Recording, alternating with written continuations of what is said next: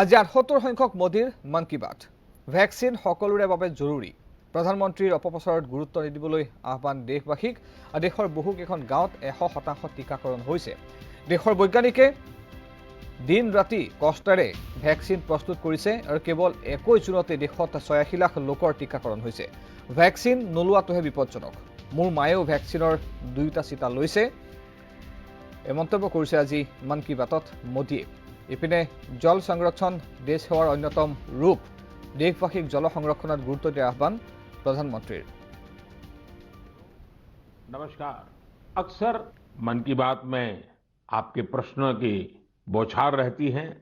इस बार मैंने सोचा कि कुछ अलग किया जाए। मैं आपसे प्रश्न करूं तो ध्यान से सुनिए मेरे सवाल। ओलंपिक में इंडिविजुअल गोल्ड जीतने वाला पहला भारतीय कौन था? ओलंपिक के कौन से खेल में भारत ने अब तक सबसे ज्यादा मेडल जीते हैं? ओलंपिक में किस खिलाड़ी ने सबसे ज्यादा पदक जीते हैं? साथियों, आप मुझे जवाब भेजे न भेजे, पर माय गॉव में ओलंपिक्स पर जो क्विज है उसमें प्रश्नों के उत्तर देंगे तो कई सारे इनाम जीतेंगे। ऐसे बहुत सारे प्रश्न माय गॉव के रोड टू टोक्यो क्विज में है। आप रोड टू टोक्यो क्विज में भाग लें। भारत ने पहले कैसा परफॉर्म किया है, हमारी टोक्यो ओलंपिक्स के लिए अब क्या तैयारी है, ये सब खुद जाने और दूसरों को भी बताएं। मैं आप सबसे आग्रह करना चाहता हूं कि आप इस क्विज कंपटीशन में जरूर हिस्सा लीजिए। साथियों, जब बात टोक्यो ओलंपिक्स की हो रही हो तो भला मिल्खा सिंह जी जैसे लीजेंडरी एथलीट को कौन भूल सकता है। कुछ दिन पहले ही कोरोना ने उन्हें हमसे छीन लिया। जब वे अस्पताल में थे तो मुझे उनसे बात करने का अवसर मिला था। बात करते हुए मैंने उनसे आग्रह किया था।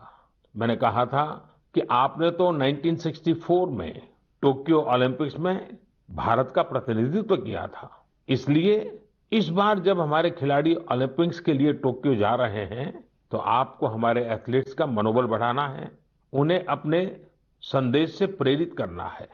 वो खेल को लेकर इतना समर्पित और भावुक थे कि बीमारी में भी उन्होंने तुरंत ही इसके लिए हामी भर दी, लेकिन दुर्भाग्य से नियति को कुछ और मंजूर था। मुझे आज भी याद है 2014 में वो सूरत आए थे। हम लोगों ने एक नाइट मैराथन का उद्घाटन किया था। उस समय उनसे जो गपशप हुई, खेलों के बारे में जो बात हुई, उससे मुझे भी बहुत प्रेरणा मिली थी। हम सब जानते हैं कि मिल्खा सिंह जी का पूरा परिवार स्पोर्ट्स को समर्पित रहा है, भारत का गौरव बढ़ाता रहा है।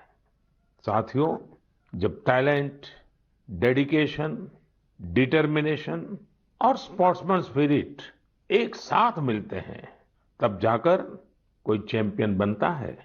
हमारे देश में तो अधिकांश खिलाड़ी छोटे छोटे शहरों, कस्बों, गांवों से निकल करके आते हैं।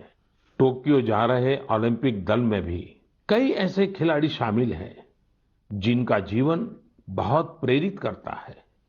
हमारे प्रवीण जाधव जी के बारे में आप सुनेंगे तो आपको भी लगेगा कि कितने कठिन संघर्षों से गुजरते हुए प्रवीण जी यहां पहुंचे हैं।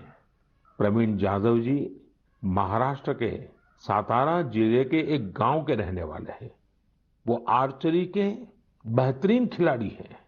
उनके माता पिता मजदूरी कर परिवार चलाते हैं और अब उनका बेटा अपना पहला ओलंपिक्स खेलने टोक्यो जा रहा है। ये सिर्फ उनके माता पिता ही नहीं, हम सभी के लिए कितने गौरव की बात है। ऐसे ही एक और खिलाड़ी हैं हमारी नेहा गोयल जी। नेहा टोक्यो जा रही महिला हॉकी टीम की सदस्य हैं। उनकी मां और बहनें साइकिल की फैक्ट्री में काम करके परिवार का खर्च जुटाती हैं। नेहा की तरह ही दीपिका कुमारी जी के जीवन का सफर भी उतार चढ़ाव भरा रहा है। दीपिका के पिता ऑटो रिक्शा चलाते हैं और उनकी माँ नर्स हैं। और अब देखिए, दीपिका अब टोक्यो ओलंपिक्स में भारत की तरफ से एकमात्र महिला तीरंदाज हैं। कभी विश्व की नंबर 1 तीरंदाज रही दीपिका के साथ हम सबकी शुभकामना है। साथियों, जीवन में हम जहां भी पहुंचते हैं, जितनी भी ऊंचाई प्राप्त करते हैं, जमीन से ये जुड़ाव हमेशा हमें अपनी जड़ों से बांधे रखता है। संघर्ष के दिनों के बाद मिली सफलता का आनंद भी कुछ और ही होता है। टोक्यो जा रहे हमारे खिलाड़ियों ने बचपन में साधनों संसाधनों की हर कमी का सामना किया, लेकिन वो डटे रहे, जुटे रहे। उत्तर प्रदेश के मुजफ्फरनगर की प्रियंका गोस्वामी जी का जीवन भी बहुत सीख देता है। प्रियंका के पिता बस कंडक्टर है। बचपन में प्रियंका को वो बैग बहुत पसंद था जो मेडल पाने वाली खिलाड़ियों को मिलता है। इसी आकर्षण में उन्होंने पहली बार रेस वॉकिंग प्रतियोगिता में हिस्सा लिया था। अब आज वो इसकी बड़ी चैंपियन है। जैवलिन थ्रो में भाग लेने वाले शिवपाल सिंह जी बनारस के रहने वाले हैं। शिवपाल जी का तो पूरा परिवार ही इस खेल से जुड़ा हुआ है। इनके पिता, चाचा और भाई सभी भाला फेंकने में एक्सपर्ट हैं। परिवार की यही परंपरा उनके लिए टोक्यो ओलंपिक्स में काम आने वाली है। टोक्यो ओलंपिक के लिए जा रहे हैं चिराग शेट्टी और उनके पार्टनर सात्विक साईराज का हौसला भी प्रेरित करने वाला है।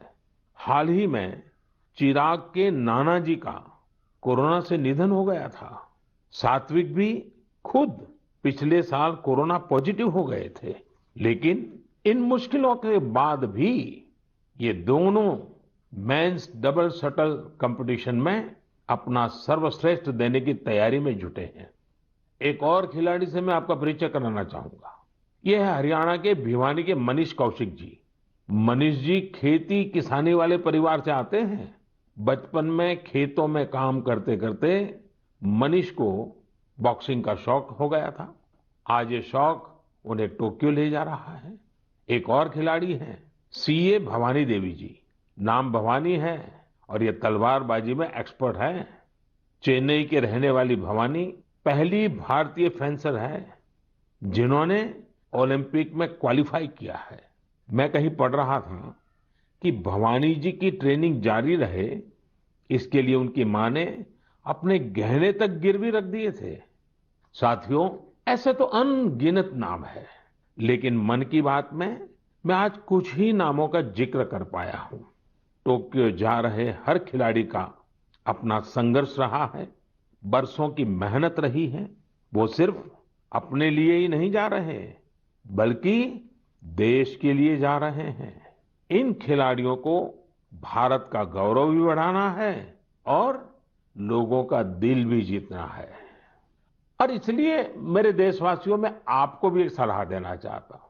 हमें जाने अनजाने में भी हमारे इन खिलाड़ियों पर दबाव नहीं बनाना है, बल्कि खुले मन से इनका साथ देना है। हर खिलाड़ी का उत्साह बढ़ाना है। सोशल मीडिया पर आप #cheer4India के साथ अपने इन खिलाड़ियों को शुभकामनाएं दे सकते हैं। आप कुछ और भी इनोवेटिव करना चाहें तो वो भी जरूर करें। अगर आपको कोई ऐसा आइडिया आता है जो हमारे खिलाड़ियों के लिए देश को मिलकर करना चाहिए,